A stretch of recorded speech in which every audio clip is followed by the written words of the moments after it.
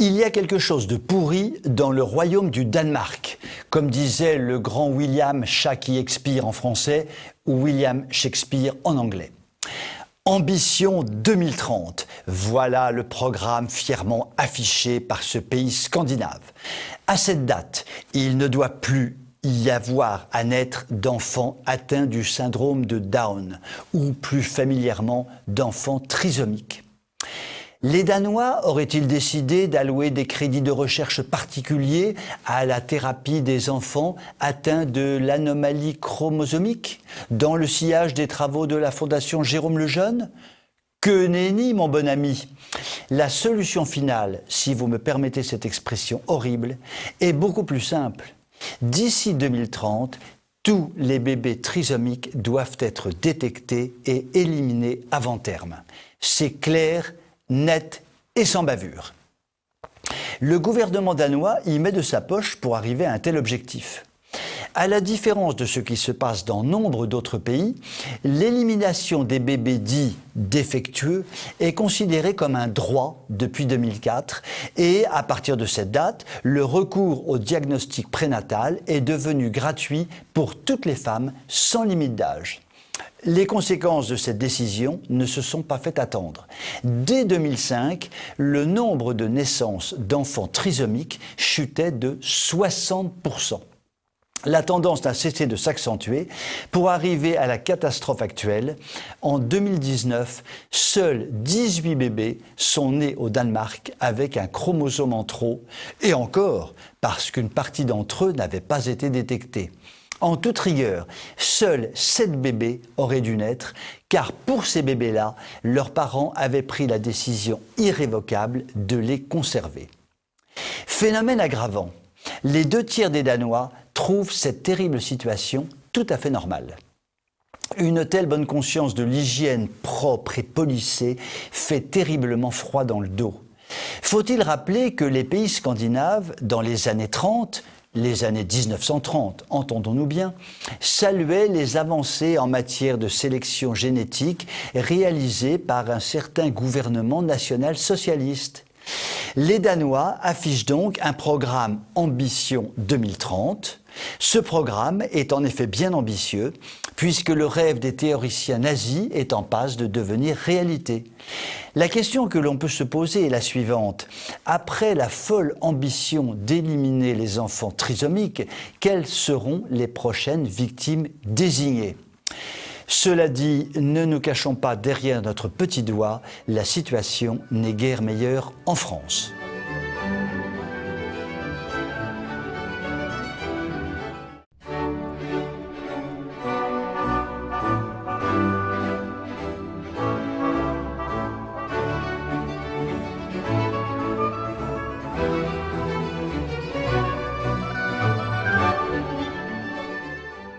On a appris récemment que le nombre d'avortements dans notre pays a atteint un nouveau record. Plus de 230 000 petites vies humaines ont été sacrifiées. Cela pèse bien lourd comparé aux quelques 32 000 victimes du coronavirus. Mais cela n'est pas suffisant. L'avortement est devenu une valeur républicaine incontournable, il en faut toujours plus. Pour cela, il suffit de modifier les lois, faire passer par exemple la durée possible d'avortement de 12 à 14 semaines, supprimer la clause de conscience pour les médecins, autoriser les infirmières à pratiquer l'avortement, favoriser l'avortement jusqu'au dernier jour de la grossesse, et là, nous atteignons le degré d'horreur absolue. En ce moment, sort sur les écrans en France, par le biais d'e-projections, car il y a des films qu'on ne peut montrer librement dans notre pays, le film Unplanned. Ce film, qui a rencontré un très grand succès aux États-Unis, montre la terrible réalité de l'avortement. Malheureusement, sa diffusion confidentielle ne permettra sans doute pas la prise de conscience que ces images chocs pourraient légitimement favoriser. Disons les choses clairement. La France, loin d'afficher un ordre moral quelconque, patauge désormais dans un désordre immoral, devenant à grande vitesse une dictature immorale. Qui s'en émeut ? Qui hurle son opposition, pour reprendre l'expression de Charles Péguy, qu'il disait qu'il fallait hurler la vérité à temps et à contretemps ?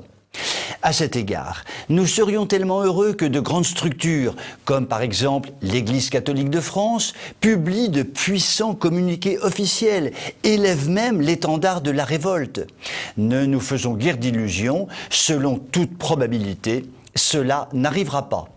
Qui aurait pu imaginer que le gouvernement du fringant et brillant Emmanuel Macron, soutenu par tant de gens estampillés de droite et catholiques, afficherait une telle obsession de pousser toujours plus loin la culture de mort? Ne désespérons pourtant pas. Inverser la vapeur reste toujours possible. En Slovaquie, le nombre d'avortements a été divisé par 3 en une vingtaine d'années. En Russie, où l'avortement avait atteint des niveaux extrêmes pendant la période soviétique, il ne cesse de diminuer. Et Trump vient de nommer à la Cour suprême une femme d'exception farouche opposante à l'avortement. Inverser la pente infernale que suit la France sera un travail de longue haleine, mais cette inversion se fera, tant pis pour les pseudo-valeurs de la République. Sur ces tristes considérations, je vous souhaite une bonne soirée et vous dis à demain.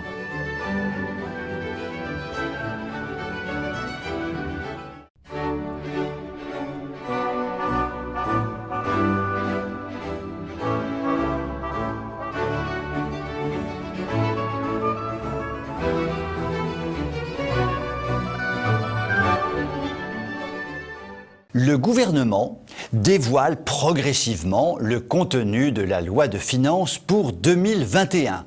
Miam miam, à quelle sauce allons-nous être mangés? Le résultat n'est pas triste comme nous pouvons nous en douter. Une fois de plus, nos amis macroniens ont un drôle de sens des priorités.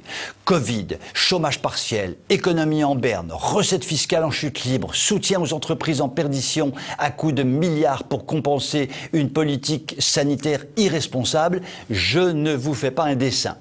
Eh bien, dans ce panorama de désolation, nos ministres n'ont rien trouvé de mieux que d'augmenter encore un peu plus le budget de la fameuse AME, l'aide médicale de l'État. Ce fameux dispositif ruineux destiné à prendre en charge les dépenses médicales des étrangers en situation irrégulière sur le territoire français. L'AME, c'est du médical tout gratuit pour tous les clandestins, gratuité dont ne bénéficiera jamais Madame Thérèse, boulangère bien de chez nous et mère de 4 beaux enfants. La hausse pour le budget de l'an prochain est prévue à hauteur de 100 millions d'euros. Une petite bagatelle qui va faire monter le budget total consacré à l'AME à la modique somme de 1 milliard d'euros. C'est comme un jeu de chance. Le milliard, le milliard, le milliard. Il est vrai que ce milliard est tout à fait utile et même totalement prioritaire. Les soins délivrés aux Français cotisants s'écroulent méthodiquement d'année en année, mais il importait de privilégier les clandestins sans papier. C'est une question d'humanité et de santé publique, a expliqué la Marlène. Merci Marlénou, on n'en attendait pas moins de toi. En fait, c'est de la prévention épidémiologique, nous explique-t-on. Pour sûr, ma Marlène d'amour. D'ailleurs, nous savons que le monde entier est malade. Donc, pour nous protéger, soignons le monde entier. C'est tellement simple. Il suffisait simplement d'être macroniste pour y penser. Une seule petite interrogation. Si nous nous mettons à gérer la santé publique de l'humanité entière, nous n'avons pas fini d'être en déficit chronique, non? Cela dit, la Macronie nous a fait le même coup l'an dernier en augmentant la dite AME de 50 millions d'euros environ. Et à l'époque, il n'y avait pas de Covid dans l'air. Notre gouvernement a de la constance et de la suite dans les idées. Errare humanum est, ma bonne Marlène, mais perseverare diabolicum est. Finalement, toi qui avoues faire tourner les tables en invoquant les esprits, les mauvais esprits peut-être, nous pouvons vraiment le dire, diabolicum est. Au fait, il paraîtrait qu'actuellement, sur la population totale des immigrés en situation irrégulière, il n'y a qu'un immigré sur 2 à profiter de l'AME. Tout va bien, il y a encore de la marge pour accroître considérablement le budget de l'aide médicale d'État. Sur ces belles considérations, je vous souhaite une belle soirée et vous dis à demain.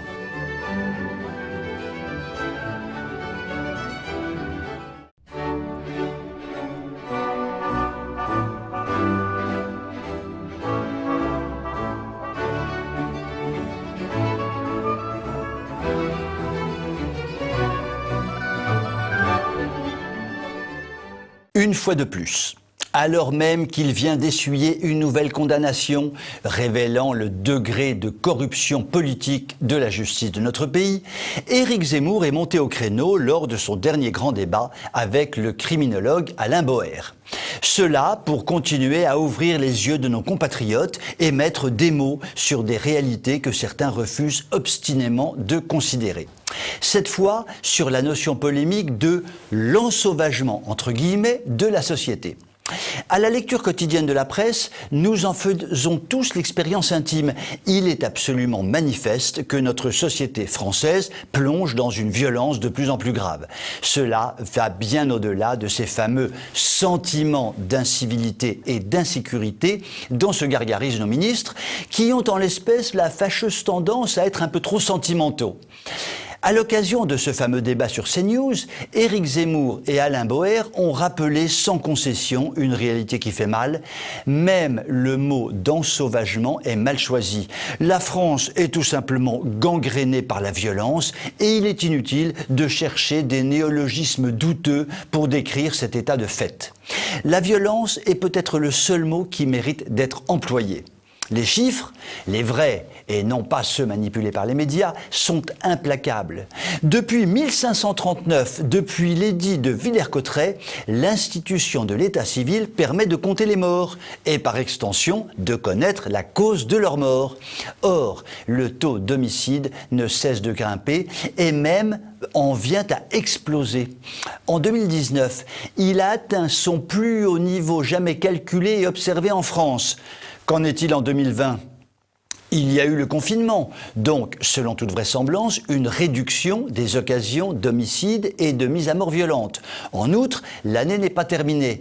Pourtant, la tendance de l'explosion de la violence ne fait que se confirmer, voire se renforcer. 2020 sera une année horrible. Il n'y a donc absolument pas de sentiment d'insécurité, il y a un grand climat de violence qui prend des dimensions surréalistes. Devant cette réalité douloureuse, les Français ne peuvent que mesurer la quasi-absence des réponses gouvernementales, dont celle du ministère de la Justice. Les homicides atteignent des niveaux jamais connus jusqu'à présent, mais la priorité d'Éric Dupond-Moretti est d'assurer la diffusion télé des procès. Comme Martin Luther King, j'avais fait un rêve, que Dupond-Moretti travaille à garantir l'application des peines, à accroître le nombre des places dans les prisons, ou encore à assurer le respect du secret de l'instruction et la simplification des procédures. Cela dit, je préfère ne pas terminer comme Martin Luther King. En fait, je n'ai fait qu'un rêve. Dans la réalité, et en dehors de mon rêve, le ministre affiche sa passion pour la vidéo et accorde la priorité au fait de filmer et de diffuser les procès. Se croit-il donc au procès de Nuremberg ? Estime-t-il que le jugement des racailles doit être une leçon pour les hommes et pour l'histoire ? Ce réflexe inouï risque bien de creuser encore un peu plus la tombe de la justice française. Avec une caméra fixée sur eux, il y a fort à parier que juges et avocats seront encouragés à surenchérir dans le laxisme et le « surtout pas d'amalgame ». C'est déjà le cas avec l'enseignement supérieur. Si un professeur est filmé, il contrôle le moindre de ses mots et sert à ses étudiants une soupe politiquement correcte infâme. C'est le même régime qui attend sans nul doute les magistrats. L'objectif affiché ? Rapprocher les Français de la justice. Il y a pourtant un moyen plus simple et moins coûteux de le faire appliquer la loi fermement, rapidement et efficacement. Nul doute que cela serait très populaire. Populaire ? Ce serait donc populiste ? Pas question. Sur ces tristes considérations, je vous souhaite une belle soirée et vous dis à demain.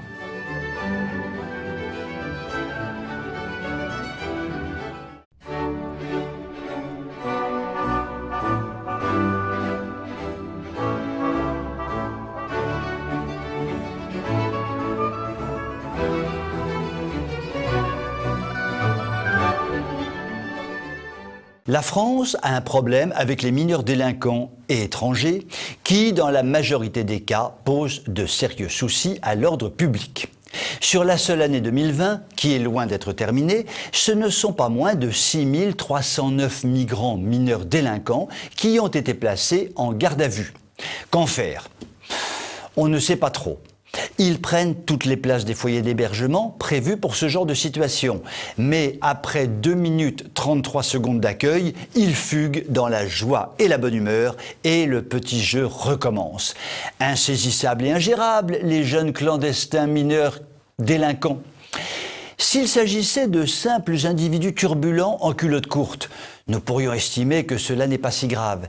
Mais les mineurs dont nous parlons sont bien souvent proches de la majorité pour le passage à l'acte et la criminalité. Au fait, qu'est-ce qu'un vrai mineur ? On pourrait croire que c'est assez simple. Avant 18 ans, l'on est mineur, après 18 ans, l'on est majeur. Oui, tout cela semble assez simple. Mais pour les jeunes clandestins mineurs délinquants, c'est en fait beaucoup plus compliqué que ça. Prenez par exemple l'auteur du 2e attentat de Charlie, qui a cru bon d'attaquer le siège du journal parisien à coups de hachoir, très récemment. L'estimé et pas d'amalgame mineur avait menti sur son âge il y a 3 ans. Il avait dit avoir 15 ans quand il en avait 22, donc 3 ans plus tard, il en a 25 au lieu de 18. C'est pourtant simple, non ?